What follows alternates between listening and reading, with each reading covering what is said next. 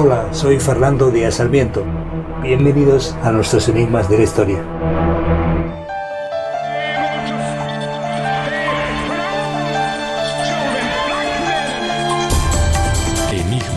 Enigmas de la historia.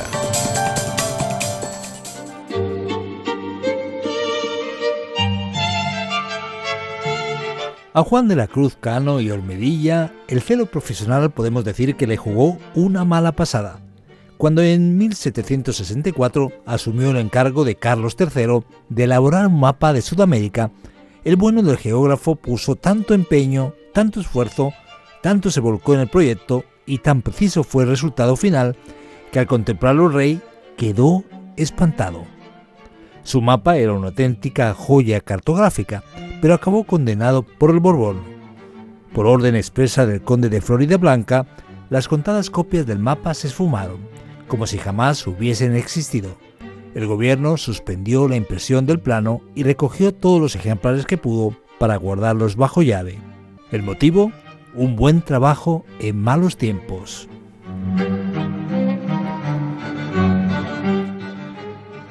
Para descubrir este enigma, contamos con la ayuda del profesor de historia Pablo Villanueva, que ya está, no sé si con un mapa delante, pero nos preguntamos en qué consistió este encargo de los encargos. Cuéntanos. Bueno, pues encantado de estar con vosotros una vez más. Y efectivamente este trabajo pues era un proyecto muy ambicioso, porque ese marqués de Grimaldi, que entonces era el ministro de Estado de Carlos III, le encargó la confección de un mapa de América del Sur a escala 1,5 millones. Y bueno, pues para ello se tuvo que documentar en primer lugar con los mapas que ya existían, como podemos entender, los que había en el Consejo de Indias y otros a los que pudo acceder, logrando finalmente pues crear un mapa en 1775, un mapa mural de escala 1,4 millones. Estamos hablando de que cada centímetro del mapa estaría sacando según la escala unos 40 kilómetros. Y bueno, pues llegó a hacer una obra magna, porque tenía unas dimensiones enormes, ¿no? De 176 centímetros por 216 de largo. Es un mapa que se podía imprimir porque se había hecho en planchas de cobre, y bueno, pues efectivamente acaba siendo, como tú bien anunciabas, una sorpresa para el propio cartógrafo, para Juan de la Cruz Cano y Olmedilla, porque de buenas a primeras, después de una dedicación de nada más y nada menos que 10 años, pues se retiran las copias que se habían impreso de ese mapa.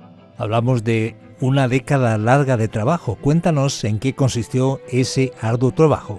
Bueno, pues él, como digo, estuvo cartografiando América, recopilando primero, como he dicho, los datos cartográficos que ya se tenían en ese momento, pero luego sobre el terreno pues consultó testimonios de exploradores y de cartografiadores, de colonizadores de la época. Verificaba todas las fuentes y iba realizando el trabajo de una manera minuciosa, ¿no? Es un proyecto que se puede decir que está hecho con anotaciones muy detalladas, incluía abundante toponimia y una representación muy detallada de lo que era la red de ríos, la red hidrográfica y la red también de caminos del cono sur. Además presentaba elementos artísticos también en el propio mapa, como a modo decorativo, como alegorías de América y Europa hermanadas, ¿no? Y el símbolo de la Orden de Carlos III. Bueno, había escudos e incluso una ilustración de una columna que estaba decorada con el busto de Cristóbal Colón. Incluía los cálculos para el trazado de líneas de demarcación entre distintos territorios, y seguía para ello lo que se había marcado en el famoso Tratado de Tordesillas, que había repartido, por así decirlo, América en la parte portuguesa y en la parte hispana o la parte española, ¿no? Entonces vemos que es una obra muy minuciosa, una belleza, una auténtica obra de arte cartográfica. Y bueno, pues lo interesante es que no se ha perdido, aunque se retirasen las copias que se imprimieron. ¿Por qué un trabajo tan bien hecho, tan bien elaborado, desapareció o no interesó publicarlo?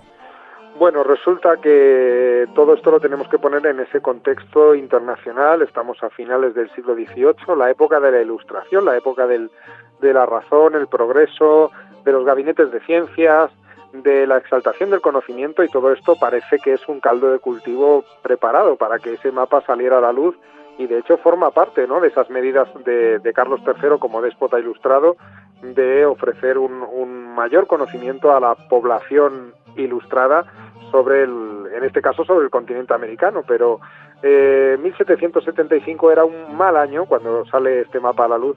No era un momento ideal para mostrar este plano de Sudamérica tan exacto, tan preciso, tan minucioso. Y es que España en ese momento se encontraba en negociaciones con el vecino país ibérico, con Portugal, para un tratado sobre la delimitación de algunos terrenos en América. Eso era un poco la renovación, por así decirlo, de esos tratados internacionales que parten de Alcasovas en 1479, de Tordesillas en 1494 y otra serie de tratados posteriores que se iban revisando y actualizando, y que, bueno, pues que iban a culminar en esa época de Carlos III en el Tratado de San Ildefonso. Resulta que el mapa que había elaborado este cartógrafo pues no beneficiaba a los españoles, sino que algunos de los lugares fronterizos estaban tan detallados que se daba a entender por los cálculos cartográficos que habrían correspondido ciertas tierras a los portugueses, por lo que se decidió lógicamente suspender su impresión y recoger todos esos ejemplares distribuidos. Se argumentó que para evitar la venta de cualquier ejemplar, el gobierno tuvo que decir que los límites del dominio entre españoles y portugueses eran erróneos, es decir, hablaron mal de un mapa que en el fondo estaba bien hecho, ¿no? Y realmente lo que se temía es que esa precisión pudiera, digamos, perjudicar a la posición que España estaba defendiendo ante Portugal en ese tratado internacional. En definitiva, los datos del mapa favorecían las aspiraciones de Portugal y ese era realmente el problema. ¿Qué aprendemos de todo esto? Bueno, pues aprendemos que no siempre un trabajo excelentemente realizado es premiado. Con todo, queda la honra de la satisfacción de Juan de la Cruz Cano de haber hecho ese mapa. Si bien es cierto que su historia no acabó bien porque fue indemnizado porque había dedicado una década de su vida a hacer ese trabajo, pero murió arruinado en 1790. Sin embargo, yo me quedo con su labor y con la excelencia que él puso, y yo creo que nos debemos quedar con eso, con tratar de hacer las cosas en la vida con excelencia, independientemente de los resultados finales. 151 mapas y las planchas de cobre fueron guardados en la Real Cartografía con la prohibición de que no se vendiesen ningún ejemplar porque los límites entre los dominios españoles y portugueses supuestamente eran erróneos. Es lo que precisa el Museo Cerralbo. Aquella era la versión oficial. Cuéntanos qué implicaciones tenía el mapa para la época de Carlos III.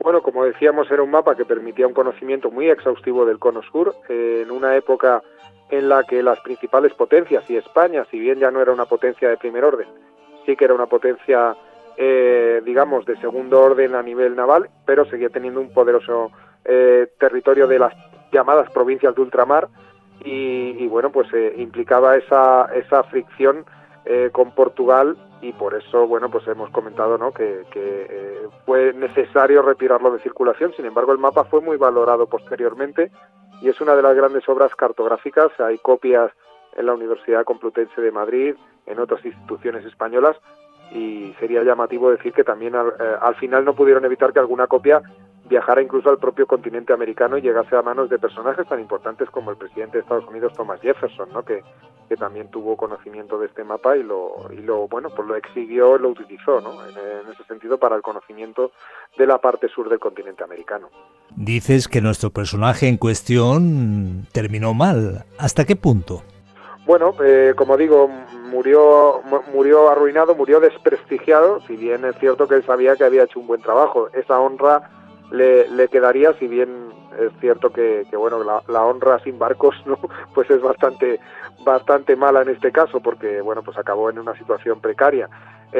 Si hubiera podido vivir, como para que pongamos un poco la analogía un poquito mal traída, pero pero si fuera Van Gogh, que tampoco vendía cuadros, ¿no? Pues si él hubiera podido vivir la época posterior, habría podido llegar a ver que algunas de las copias de su mapa se subastan hoy por cerca de 25 o 30 mil euros, ¿no? Entonces, eso nos habla del gran valor histórico, pero también el gran valor cartográfico de aquel trabajo tan minucioso en una Europa que estaba naciendo al despertar de las ciencias, del conocimiento, y desde luego los esfuerzos de este cartógrafo, pues de Juan de la Cruz, fueron importantes a la hora de contribuir a la cartografía y bueno, al conocimiento del propio planeta, ¿no? En ese momento que se estaba teniendo. Hablamos de Juan de la Cruz Cano, he aquí nuestro homenaje, que falleció en 1790, un año después de que Floridablanca ordenase barrer cualquier muestra del mapa como si nunca hubiera existido. ¿Con qué nos quedamos? ¿Qué aprendemos de nuestro personaje?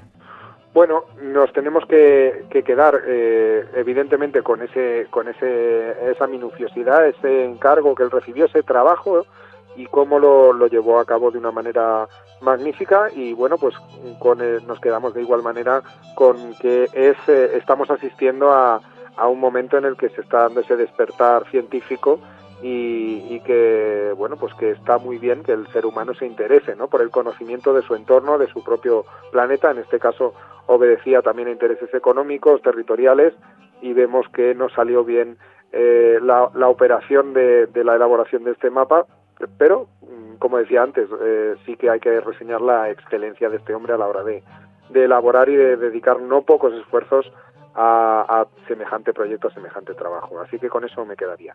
Al final nos quedamos con la mediocridad o la excelencia. Desde luego la excelencia es lo que debe primar. La mediocridad yo creo que no conduce a ninguna parte buena, y en este caso la excelencia no condujo a un final bueno para él, pero sí, y aunque sea un poco egoísta al decirlo, sí para el conocimiento, sí para las ciencias, ¿no? Y eso sería destacable.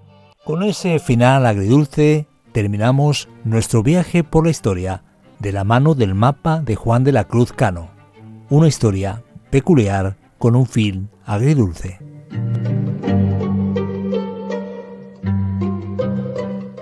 Muchas gracias, Pablo Villanueva.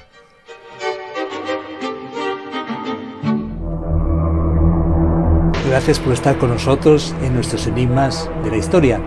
Síguenos en las redes sociales. Suscríbete a nuestro canal.